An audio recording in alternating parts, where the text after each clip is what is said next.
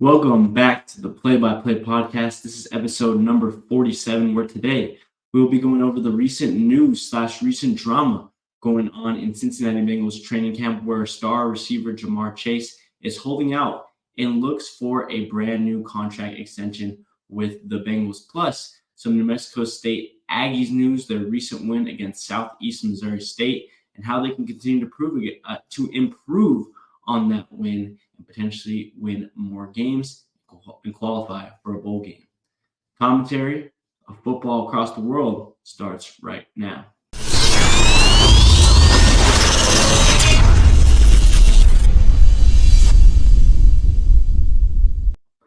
Thank you guys for coming back to the podcast. Thank you for your continued support on all of the episodes. If you're watching this on YouTube, please feel free to subscribe, leave a like, comment down below, and share with your friends. And if you have not already, please feel free to follow us on all social medias, TikTok, Instagram, and Twitter. All of the ads will be down below, and there will be a bar popping up right here where if you follow, you will be able to see my reaction to recent breaking news within the sports world, as well as always be notified to when the podcast posts.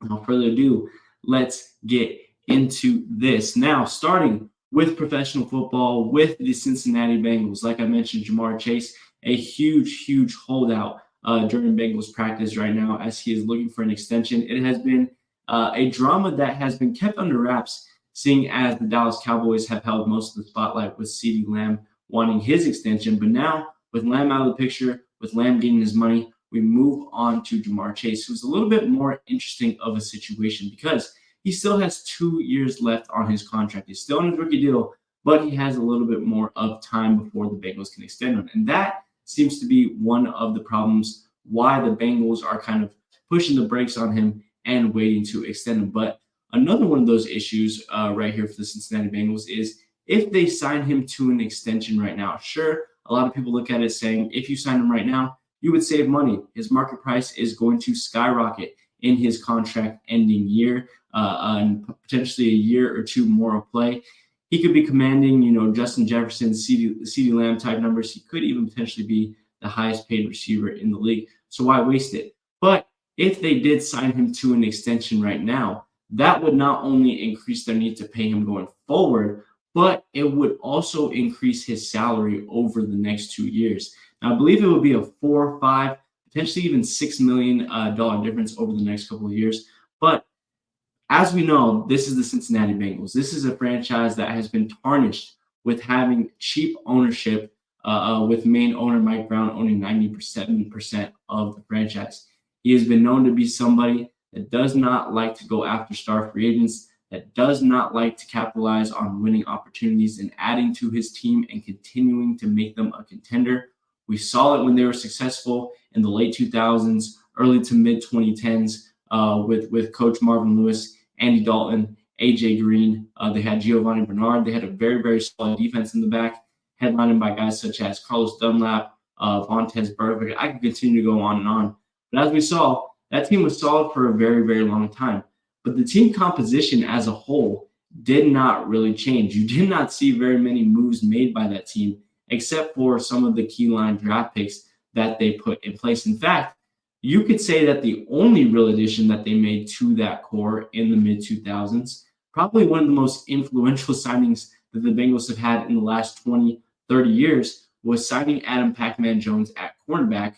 I believe that was in 2010, 2011 from the Tennessee Titans. That's their biggest move. That has been their biggest move. In recent years, sure, they've had a little bit more success bringing in some mid-level free agents that they've been able to develop and improve into better players, such as pass rusher Trey Hendrickson. We had cornerback Mike Hilton, who established himself as being able to be a number 2 cornerback on any given defense. So they have had a little bit more success. But when you look at the bulk of it, the offensive line has not improved. And a terrible offensive line that has been one of the reasons why Joe Burrow, your franchise quarterback, has not been able to be as successful and as healthy as he's needed to be playing a full season. You look at the fact that they were very adamant at not re-signing and seeing a future with Joe Mixon, so they had to trade him to the Houston Texans. The Houston Texans, who, mind you, signed him to an extension the next day because they wanted him in place for their offense. When you look at the fact that They did not really want to extend T. Higgins. They did not want to extend Tyler Boyd. That's why Boyd is off the team right now. And now they leave in place with the franchise receiver in Jamar Chase, somebody who I view easily as the top 5 receiver in the league right now, that if they don't resign him, this is going to be an offense that is going to suffer. You have absolutely no backfield right now. Like I said, you lose Tyler Boyd. If Chase doesn't play, at least for the beginning of the season, which right now it looks like he's pretty adamant, it looks like he is in no hurry to come back as long as the Bengals continue to keep away the money from him.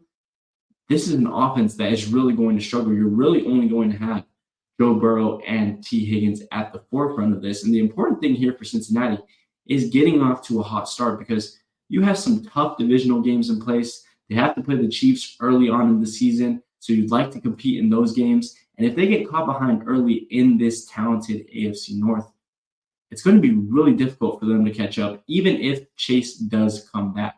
Now, if they don't re-sign him to an extension, which honestly is very hard to believe. I know that they are stingy. I know that they are very cheap. I would find it really hard to believe that they don't end up extending him. If not this year, the next year. Maybe some trade options. Maybe you should get some trade value. I'm not sure right now who I would put as a front runner for Chase's services. Maybe a developing team, potentially. Maybe a team in the South, like the Carolina Panthers, the New Orleans Saints, maybe to go up next to Chris Olave, the Arizona Cardinals, maybe to put up against with Marvin Harrison. I'm not sure. I don't have a front runner right now for his services, but you have to keep your eye on this situation, because if Chase does not play, I already have the Bengals well underperforming to what I believe they should be. I believe I have them at the 9-10 mark. If Chase doesn't play, they could dupe down and they could potentially end up in the bottom half of the AFC North standings this year. Moving forward into college sports, we had the New Mexico State Aggies again, my home school, my home team. They got a big first win this past weekend against the Southeast Missouri State Redhawks, 23-16.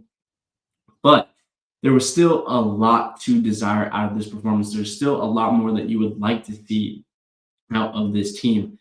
First and foremost, just to state the obvious here, this is not the same team from last year. This is not the same team that went on the road to defeat Auburn away from home last year. This is not the same team that went on to qualify and win and qualify for a bowl game last year, where they suffered a huge loss to Fresno State. This is not the same team that was headlined by quarterback Diego Pavia and Coach Kell, who are now sitting in the SEC right now, being the starting quarterback and offensive coordinator for Vanderbilt.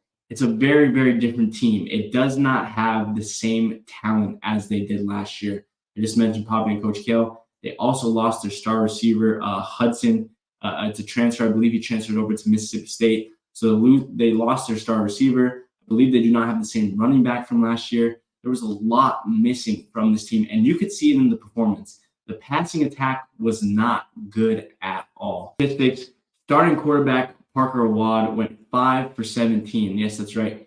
He only attempted 17 pass attempts throughout the entire game, which means that the huge bulk of the offense from New Mexico State came from their running attack. They had 29 total rushing carry attempts between Seth McGowan and Mike Washington, totaling for 137 yards. Meanwhile, the passing offense only totaling about 60. That's how terrible the passing attack was. And you could see that they were trying a similar strategy to last year with Coach Kell, trying a read option type of, but what they really were successful at was running to the outside.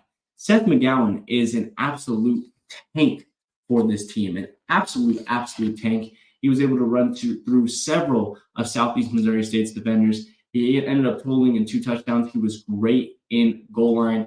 The outside run was very successful, and Mike Washington was a nice offset to bring some speed to the table. But if they want to continue to be successful, if they want to beat Liberty this upcoming weekend, if they want to compete against teams such as Fresno State, they play number 20 Texas A&M towards the end of the season. The passing attack needs to be a lot better.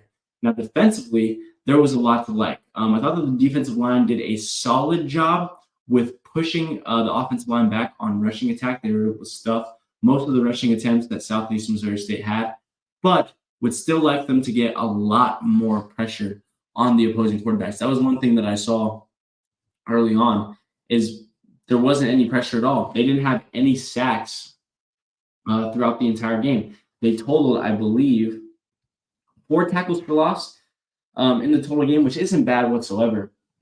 But they need to pressure the quarterback a lot more. Another thing that they need to do is they need to get out of that zone defense. Anytime that cornerbacks were laid off of them, anytime that they gave the wide receiver space, Southeast Missouri State got some easy yardage off of 5-yard crossing routes, 5-yard slant routes. But when they pressed up, when they really got onto that line of scrimmage, when they were able to press up against the receivers and they were able to stick with them well throughout the entire play and make great plays on the ball, they need to continue to do that. They need to continue to make these quarterbacks uncomfortable. And by doing that, you have to be able to give your defensive line time. So press up, stay with those receivers, give your defensive line more time to push back, to pressure the quarterback, and to get to him for either a tackle for loss or for a sack. So those are the main takeaways. Passing through the air, they need to be more successful passing through the air, but also defensively putting more pressure on the quarterback and pressing up a lot more into that man defense. Now, as for their remaining schedule, I'm not sure how successful they are going to be able to be going forward, just seeing as they got hit with a pretty tough schedule. Like I said, they play Liberty next week. Liberty was one of the top teams in the country last year, ended up taking the Conference USA. When you look at the fact that they faced Fresno State, they're a worse team from last year. Fresno State absolutely demolished them in their bowl game last year. You don't like your chances there. UNM, Sam Houston, I think that those are two very winnable games. Although UNM did a pretty solid job sticking with the University of Arizona throughout the first half, kind of got away from them in the second half. Jackson State, Louisiana Tech. Again, it's not a tough conference like we talked about in the basketball video. It's not a tough conference, so you could end up turning some of these games, such as Jackson State, Louisiana Tech. FIU is not that talented. Western Kentucky, Middle Tennessee, and UTEP.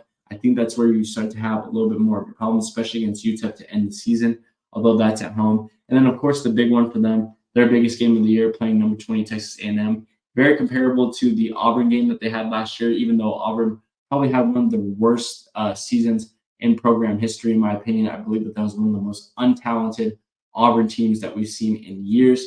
Texas A&M is not like that. I believe that they will bull rush New Mexico State. They will blow them out. It won't be that competitive. So when you look at this, I mean, you likely need 6 games to qualify for a bowl game. They get one right here, which was the easy one. I think you lose to Liberty. I think you lose to Fresno State. I think you could redeem yourself with Sam Houston and UNM. So maybe you go to 3-2. But I mean, Jackson State, Louisiana Tech, FIU, those are winnable games, but I don't see them winning all 3. So let's say that they go 1-2. You're sitting at 4-4 right there. Texas A&M, that's a loss, 4-5. Western Kentucky, maybe because you're at home, 5-5, and then Middle Tennessee and UTEP. I think being away at Middle Tennessee and then playing UTEP even at home, I think those are 2 losses. So I think in a good scenario, maybe they could qualify for a bowl game. Maybe they could get those 6-7 wins. But in my opinion, you're looking at 4, you're looking at 5. And if you drop these games against Jackson State, Louisiana Tech, Florida International, you could fall to 2 or 3 wins. To your wins only coming against, Southeast, Sam Houston, and UNM. So they really need to lock in. They need to continue to give the ball to their playmakers. So continue to feed Seth McGowan, but the quarterback needs to sling the ball a little bit more. 17 attempts in one game. It shows me that you do not have confidence in your quarterback. I understand that he didn't have a great performance. I understand that the passing attack wasn't looking good. But if you want to establish a passing game, which is something that they even liked last year, as they relied a lot on their option, you need to be able to be slinging the ball 20, 25, 30 attempts per game if you want to get a nice balance. Because we've talked about it before in divisional previews for the NFL. The moment that you start relying too much on one side of your offensive attack, whether that being passing or rushing, it takes everything away from you, especially with rushing, because it's likely it's tough to go play action when you're running the ball all the time. They're just not going to believe it. They're not going to fall for the fake anymore, and they're going to stuff you. They're going to be able to put pressure on your quarterback a lot.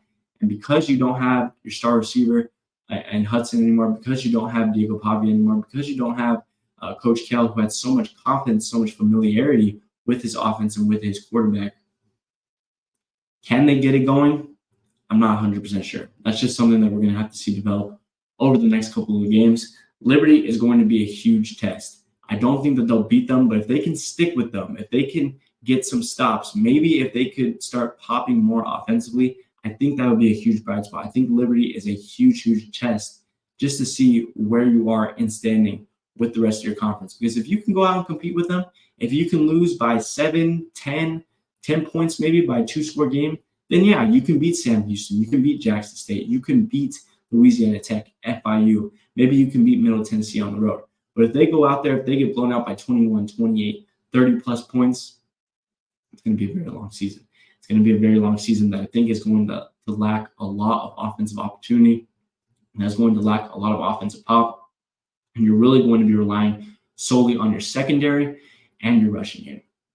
That's what I think. So let me know what you guys think about both situations. What would you do with the Cincinnati Bengals in the Jamar Chase situation? Would you trade him? Would you release him? Would you sign him? In my opinion, they're going to sign him. I don't see any other role where they don't sign him, but I wouldn't put it past him if he sits out the first 4-8 games of the season and the Bengals really underperform. For New Mexico State, how do they continue to get better? What do they need to improve? Obviously, this passing attack. What do you think is the high point of this team? Is it the rushing attack? Is it the secondary? Do you think that the pass rush will come alive later in the season? And what is your season prediction for them? Can they qualify for a bowl game? I think they can, but I think it's going to be a really, really tight fit, and they need to continue to make improvements. But that's all from me today, guys. Thank you guys for all your support. Thank you for watching this video. If you're watching this on YouTube, like I said, please feel free to subscribe, leave a like down below, comment, and share with your friends. And if you haven't already, please follow us on all social media, TikTok, Instagram, and Twitter. There will be a bar right here. All the ads are also down below. Go check that out, please. And without further ado, I'm Diego Gallegos. See you guys in the next one. Peace.